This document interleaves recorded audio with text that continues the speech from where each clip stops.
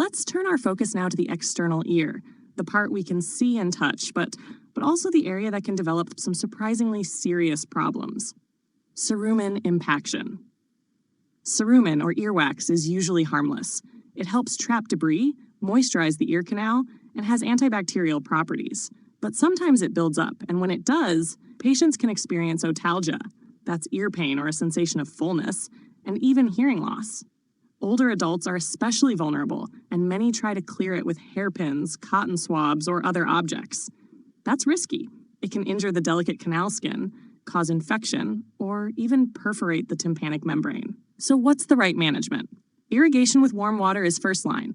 Never cold, never hot, and never forceful.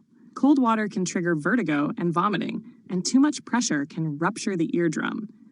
To make removal easier, we can soften the wax first with drops of glycerin, mineral oil, or diluted hydrogen peroxide. If irrigation fails, removal with a curette or suction is possible, but only by trained providers with good visualization. The safety pearl here: gentle, warm, and cautious, or leave it for the specialists. Foreign bodies. Foreign objects in the ear aren't rare, especially in children. Think beads, beans, peas, or small toys. In adults, it's often accidental or related to attempts at cleaning. Insects can also crawl in. Patients may have no symptoms at all, or they may come in with pain, hearing changes, or even panic if an insect is involved. Management is similar to wax removal, irrigation, suction, or instrumentation. But here's the key. If the object is vegetable matter or an insect, don't irrigate. Water can make it swell or worsen the situation. For insects, mineral oil usually does the trick by killing the insect and allowing safe removal. If removal is difficult or risky, especially if the object is pushed deeper, the patient may need removal under anesthesia. Again, the theme is don't push, don't force. When in doubt, refer. External otitis, Otitis externa, swimmer's ear. Now let's talk about a very common condition, external otitis. This is inflammation or infection of the ear canal. The classic risk factor? Water that lingers in the canal, especially after swimming. Trauma, dermatitis, or allergies can also play a role. Bacteria are the usual culprits, Staphylococcus aureus or Pseudomonas, but fungi like Aspergillus can cause it too. Symptoms usually include pain and tenderness with touch or movement of the auricle, discharge, often yellow-green and foul-smelling, itching, swelling, hearing loss, or fullness. Fever and lymph node swelling may occur if it spreads. Management is straightforward. Analgesics for pain. Antimicrobial or antifungal drops, often with a corticosteroid to reduce inflammation. Nursing teaching is crucial.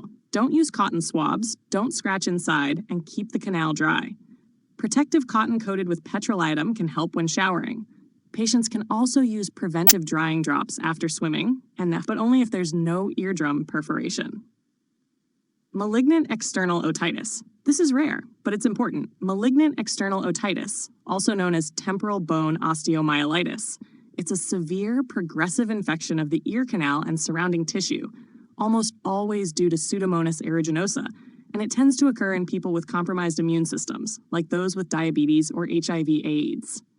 Treatment requires aggressive IV antibiotics, often combining an anti-pseudomonal drug with an aminoglycoside. But aminoglycosides can be ototoxic and nephrotoxic, so kidney function and hearing need to be monitored closely. Local wound care, sometimes even bone and cartilage debridement, may be needed. From a nursing standpoint, patient education is vital. Protect the canal when swimming or showering. Dry the ear gently afterward with low-heat air. Avoid trauma to the ear canal. And if otitis externa occurs, no water sports until it's fully healed. Masses of the external ear. Finally, let's talk about external ear masses. Exostoses are small, hard, bony growths in the ear canal, usually bilateral. They're linked to cold water exposure. Divers and surfers are at risk. Most are harmless, but if they cause symptoms, surgical excision is the treatment. Malignant tumors can also develop here. Basal cell carcinomas are most common on the pinna, while squamous cell carcinomas show up in the canal. If untreated, squamous cell carcinoma can invade the temporal bone, leading to facial nerve paralysis and hearing loss. Surgical removal is essential. Bottom line. The external ear may seem simple, but problems here can range from harmless wax buildup to life-threatening infections or cancers. Nurses play a key role in educating patients on safe ear care, recognizing red flag symptoms, reinforcing prevention strategies like keeping the canal dry, avoiding trauma, and seeking care promptly. Good nursing care here prevents complications, and in some cases, preserves hearing and even saves lives.